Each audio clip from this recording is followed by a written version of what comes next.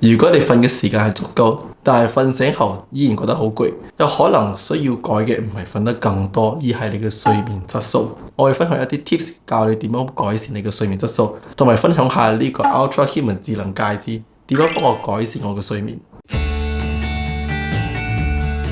首先，我哋一般嘅睡眠週期通常係從清醒去到淺度睡眠，然後再去到深度睡眠，之後再去到淺度睡眠，然後再去到 REM sleep。咁呢個深度睡眠期間呢，我哋嘅身體會發生好多種功能，包括放鬆肌肉啦，增加肌肉嘅血液供應，細胞同組織嘅生長同埋維修，心率同埋呼吸減慢。我哋嘅心率越早下降，我哋嘅身體嘅恢復同埋休息會更多。俾你睇下我自己嘅例子啦，我平時大約會喺2點到4點凌晨達到最低嘅心率，但係有一期我病咗咧，晚上一直咁咳啦，會好難瞓得好。我發覺到我最低心率大約係5點半先達到。雖然我瞓嘅時間同平時比咧係冇咩差別，但係咧好明顯第二日嘅精神咧就差得好多啦。仲有我發覺到咧，如果嗰一期嘅壓力比較大，或者瞓覺前睇太多 screen 嘅話咧，最低心率都係比較遲達到嘅。即是講咧，瞓嘅時間足夠唔一定有好嘅睡眠質素。我哋嘅睡眠大約20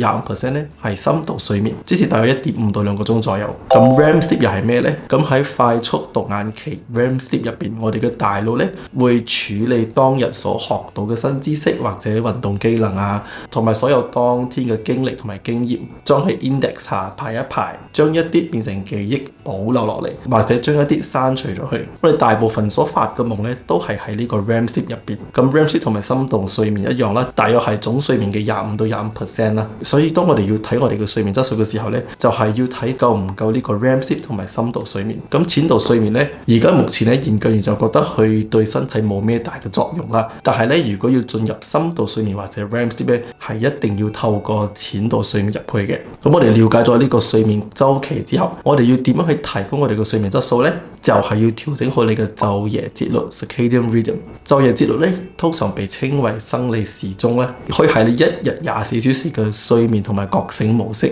連我哋嘅大便時間、血壓變動、警覺性等都同我哋嘅生理時鐘有關。如果晝夜節律調整得好咧，佢可以促進一致嘅睡眠同埋覺醒嘅 cycle 啦，同埋在於調整好多身體功能，包括恢復記憶、荷爾蒙產生、抵抗力等等。但係當晝夜節律被打亂嘅時候咧，短期嘅影響包括日頭過度眼瞓啦，警覺性下降，記憶同埋抉擇能力出問題。長期嘅晝夜節律打亂嘅話咧，會增加呢啲風險，包括失眠、抑鬱、胰島素抵抗、心血管疾病、高血壓等等。所以國際癌症研究機構將夜班列為可能對人類致癌，就係2A 類致癌物。雖然我哋無法完全去控制我哋嘅晝夜節律，但係可以採取一啲健康嘅睡眠嘅技巧嚟嘗試更好地引導我哋嘅晝夜節律。第一呢，就係尋找陽光啦。光係設定我哋嘅晝夜節律嘅最重要元素，而早晨嘅光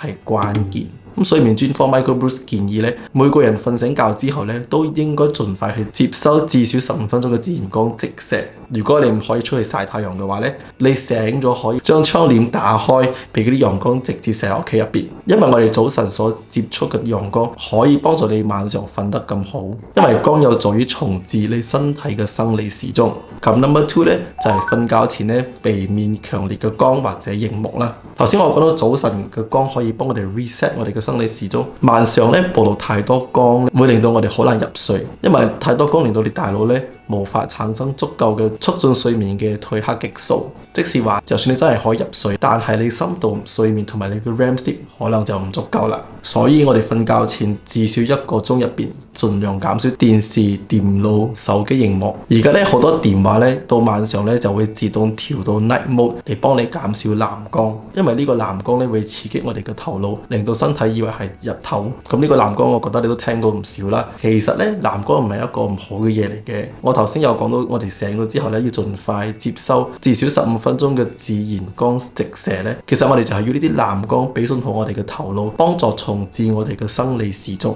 所以咧，我哋嘅眼睛咧嘅 design 係唔能夠過濾藍光嘅，因為我哋就係需要呢啲藍光。咁 by the way 咧，來自太陽嘅自然藍光咧，遠遠超過任何熒幕。但係咧，我哋而家現代人瞓覺前咧，花太多時間同埋近距離對住嗰啲電話，所以咧嗰啲熒幕就算冇太陽咁多嘅藍光，但係多多少少都會影響我哋嘅睡眠。咁我哋可以做嘅咧就係瞓覺前盡量減少熒幕啦。真係冇辦法嘅話，要趕夜班，至少買副雷藍光嘅眼鏡，或者你可以試下夜晚嘅熒幕咧嘅顏色調去比較溫暖嘅顏色，就少啲藍光，或者用電話所設定嘅 night mode 等等，呢啲全部可以有少少嘅幫助。但係要留意喎，如果你手機嘅光大於周圍嘅光嘅話咧，就算你減少咗藍光，都會傷害我哋眼睛。咁第三咧就要保持固定嘅睡眠時間表。如果每日嘅睡眠同埋覺醒時間有太多變動嘅話咧，呢個可能都會阻礙身體調到穩定嘅晝夜節律。所以呢個 Ultra Human App 咧，佢都有同我講，佢建議係10點前瞓覺嘅。但係咧，因為我平時11點到12點瞓覺咧，佢都會建議我盡量一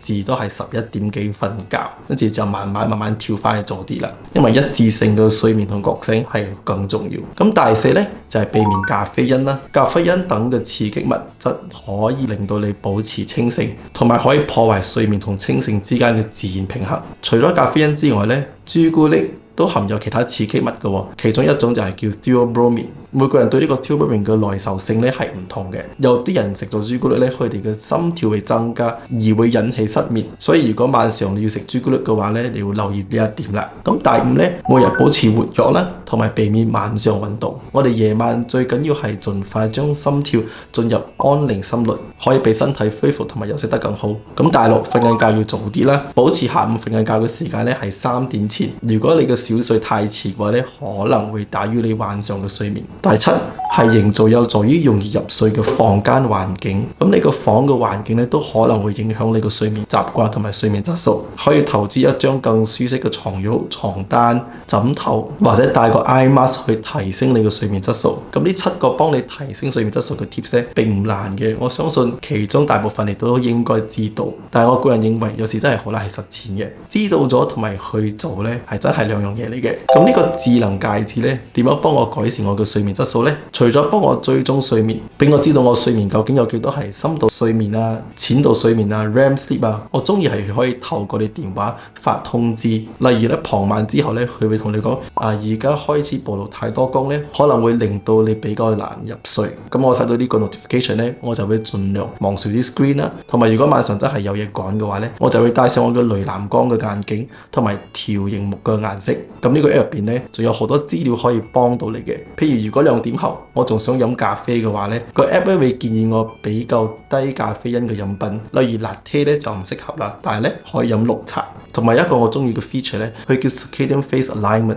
佢有同你講咩時間暴露喺陽光下，有助於調整你嘅生理時鐘。咁我見到呢個我就記得打開窗簾或者出去曬一曬太陽。咁透過你睡眠指數嘅其他因素，你可以知道咩地方可以去改善。每一個因素你可以 click 入去睇睇，更深入去了解，睇睇佢哋俾你嘅建議。咁我頭先所講嘅係有關睡眠追蹤嘅功能。當然啦，呢個智能戒指咧有好多健康追蹤功能，同其他智能手錶大約一樣。例如啦，佢可以測量你嘅 HRV、你嘅心率、皮膚溫度、代謝當量、活躍度、VO2 max 等等，將你嗰啲 raw data 變成你嘅運動指數啊、睡眠指數啊、恢復分數、心血管健康等等，俾你見到你嘅目前狀態，同埋引導你做更健康嘅日常抉擇。例如咧，個 app 會同你講今日嘅狀態適唔適合做激烈嘅運動，或者要休息更多。如果佢發覺到你坐得耐啦，佢會叫你喐多啲，或者佢會鼓勵你有咩地方做得好。仲有咧，我覺得其他值得提嘅係，同其他智能手錶唔同，呢個智能戒指咧，因為冇熒幕，所以咧佢好唔食電，一次充咧可以頂到4至6日。仲有咧，淨係你打開個 app 嘅時候，或者